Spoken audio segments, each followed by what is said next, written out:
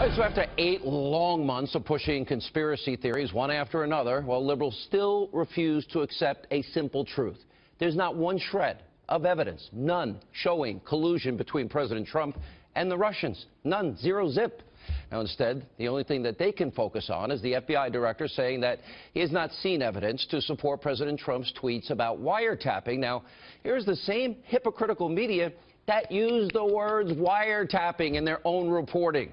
Remember this headline from the New York Times, January 20th? Quote, wiretap data used in inquiry of Trump aides. Oh, the New York Times? Are they going to apologize? Now, while the Democrats feign moral outrage, they are missing the real scandal here. Laws, in fact, were broken. Starting back in January, we have seen the repeated leaking of classified information meant to inflict damage on President Trump and his entire administration. Now, every one of these are criminal acts, felonies that are being committed. That does not seem to bother the Democrats in any way, shape, manner, or form. And the intelligence community, well, they don't seem to have an answer as to why it's happening and how they're going to stop it from continuing. Take a look at this back and forth between Congressman Trey Gowdy and the FBI Director Comey about these leaks. Watch this. I thought it was against the law to disseminate classified information. Is it? Oh, yes, sure. It's a serious crime. Is there an exception in the law for current or former U.S. officials who request anonymity? To release classified information? Yes, sir. No. Comey admitted it is illegal to leak classified intelligence, so why hasn't he found the person or the people responsible? And why, after all these months, can't the FBI give us an answer? Now, Trey Gowdy also asked specifically if there was an investigation into General Flynn's case. That was a felony for sure. Watch this. We're a month and a half or 2 months into something that you and I agree is incredibly important and also happens to be a felony.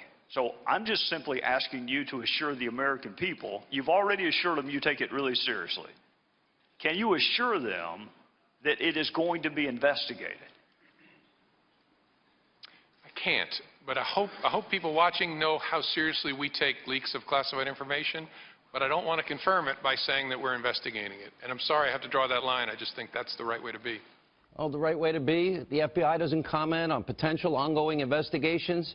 Well, the problem is today, Comey, well, he commented on an ongoing investigation into potential Russian influence in the election. Now, the FBI director cannot have it both ways here. Now, right now, there are so many questions, no definitive answers, and it has allowed the alt-radical, destroy Trump media to run wild with paranoid conspiracies. The only crime we know for a fact that was committed, the only one, was the leaking of Lieutenant General Michael Flynn's name to the media. House Intel Committee Chair Devin Nunes, he said this exact thing earlier today. Take a look. Do we believe there was any specific, well, do we know of anybody else other than Mike Flynn who was swept up in this? Well, you're right to point that out, because the one crime we know that's been committed is that one. The leaking of someone's name through the FISA system. That is a crime that's been committed. Felony up to 5 years in jail, maybe longer. Now, Senator Rand Paul's also speaking out about the law being broken in the case of Lieutenant General Flynn. Here's what he said. I think that we know one thing for sure, that the Obama administration did spy on Flynn. Now, whether it was direct or indirect, somebody was reading and taking a transcript of his phone calls, and then they released it.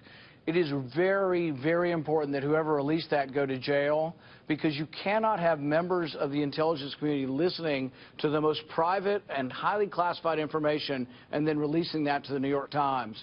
Now, aside from the political stunts and the feigned moral outrage and selective moral outrage from the Democrats at today's hearing, what else did we learn? Well, pretty much what Circa News reporters Sarah Carter and John Solomon have been telling us for the past 2 weeks right here on this show.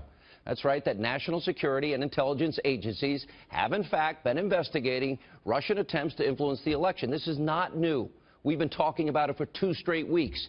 As Obama's own Director of National Intelligence, James Clapper, said, Russian meddling didn't have an impact on vote tallies. Watch this.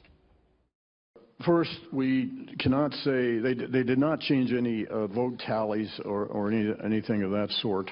Yeah, I'm just talking we have no way of gauging the impact that certainly the intelligence community can't gauge the impact it had on choices the electorate made. No impact on vote tallies. Also today, the FBI director and Admiral Rogers testifying both said that Russia did not influence the vote tallies in key swing states: Wisconsin, Michigan, Pennsylvania, Ohio, North Carolina, Florida. This is them today.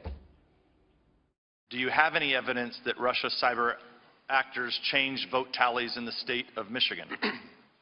No, I do not, but I would highlight we're a foreign intelligence organization, not a domestic intelligence organization.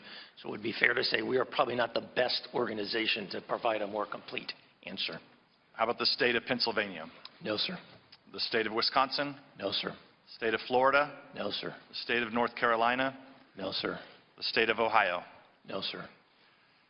So you have no intelligence that suggests or evidence that suggests any votes were changed? I have nothing generated by the National Security Agency, sir. Director Comey, do you have any evidence at the FBI that any votes were changed in the states that I mentioned to Admiral Rogers? No. No, none. Comey also noted that, in fact, it's happened before, and Russia will try to interfere in the 2020 election. And by the way, if you read the tea leaves here, the investigation seems to now be focused on specific individuals, and let me emphasize, not President Trump. Now, of course, the Democrats, they didn't mention that today. Instead, they're pushing the false Russian narrative lie. Watch this. Most important, we do not yet know whether the Russians had the help of U.S. citizens, including people associated with the Trump campaign. Many of the Trump's campaign personnel, including the president himself, have ties to Russia and Russian interests. This committee, of course, is engaged in an investigation about links, as you said, between the Trump campaign and the Russians, should there be any possible collusion. Can you say with any specificity what kind of coordination or contacts you're looking at in your investigation generally?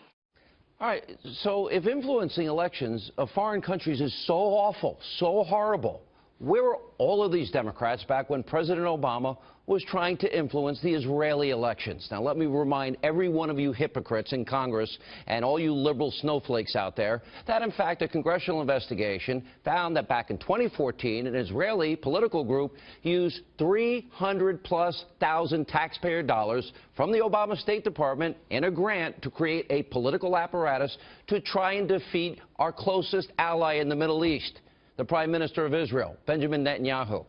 What a bunch of hypocrites. Here with